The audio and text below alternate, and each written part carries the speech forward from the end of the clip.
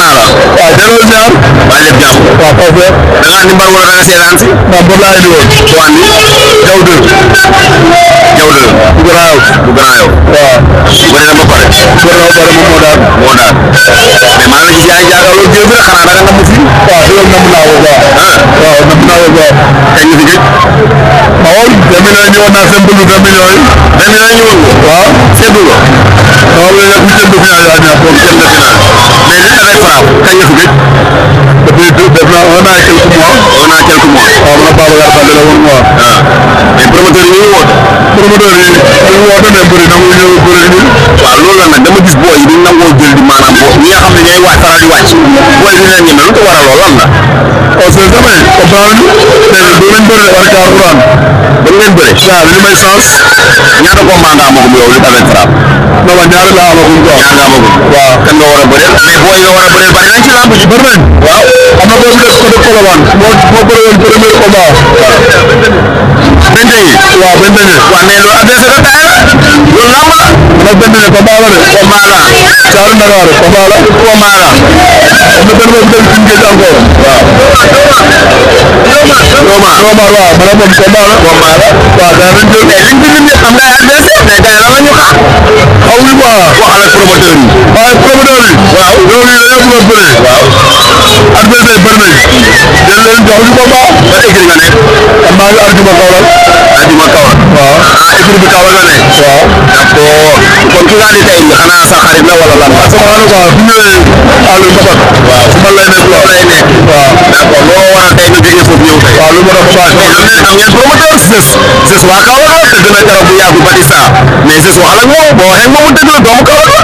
waaw mais comme li ma la wax rek. écrit wala nekk. mais taxaw li mu taxaw ay écrit la. waaw. gis nga suñu bopp si écrit la. gis nañ seen bopp ci écrit. waaw. waaw mais transfert mën naa am ñëw Dakar. waaw loolu laa bëgg si loolu laa nekk nii sax si loolu laa nekk nii waaw ndax wax dëgg yàlla ñun ay mbër lañ ay champion lañ bëgg nañu wane suñu bopp comme wane suñu bopp si lutte simple bi bëgg nañu wane waat suñu bopp si barab bi quoi. bilaay gars yi dañu may chance. waaw bilaay loolu mën na ñàkk parce que ngeen bokk ci làmb. am na ay mbër yu bëri yu mën a bëreel combat ay ñoom Sénégal daaw ñoom Alliance Yène ñoom Patato ñoom Jaminan ñoom Ous Diaré gars yëpp nañu am ay combat te yow pour ñu am combat day mobiliser indi loolu laa bëri mën a mobilisation lañ doon su bëree waaye te ñu am ay mobilisation ñu koy am desul dañoo bokk si làmb dañoo war a ñëw làmb ñu ne waaw. yéen léegi Seba Diakhao bi xale la boo xam ne bu jugee wala Diakhao bi mu njëkk de ba jiwoon dañ koy topp gars yi dañ ko gëstu moom gars yi dañ ko gëstu dëggal ko moom moom da war a bëre ci Seba leen sikki doomu Pikine fi nga dëkk waaye kaw la nekk di tudd kii bi Seba ñëpp su mel ni ñoxoy Alliance Sène Papa Ngal Sow Cheikh Diagne Diakhao su mel ni Patato bu Fatick ñoom ñëpp ay champion la ñoo xam ne El Hadj Ndiaye Thiatou Aïda waaye promoteur yi lii ku moom li dafa bëgg mbër simple bu la diggee ci li ngërëm